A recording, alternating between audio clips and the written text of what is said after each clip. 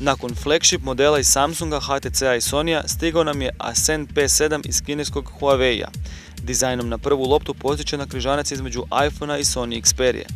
Vrhunska izrada s kombinacijom metalnog obruba i stakla s prednje i stražnje strane, sve u kućištu debljine od 6,5 mm i mase od 124 grama. Ipak, ergonomski smetaju oštri rubovi na sve strane, ali i ukupan dojam korištenja u ruci je i više nego dobar.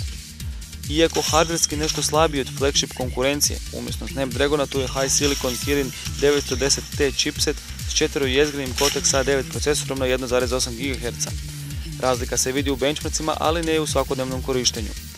Za grafiku se brine mali 450 MP4 pod sustav, a pohvaljujemo i 2 GB radne memorije. Ekran je Full HD IPS i sve što biste od jednog high-end smartfona očekivali.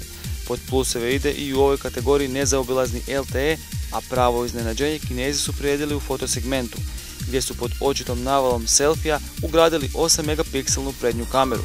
S tom rezolucijom snima u omjeru 4:3, dok je nativno namješteno na 6 megapiksela i omjer stranica 16:9.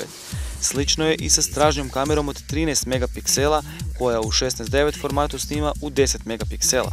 Kvaliteta fotografije je dobra i ne zaostaje za ostalom svitom. Prisutan je šum kada svjetlosni uvjeti nisu idealni, oštrina i vjernost boja su vrlo dobri, pa bi se P7 bez problema borio u našem troboju Android velikana.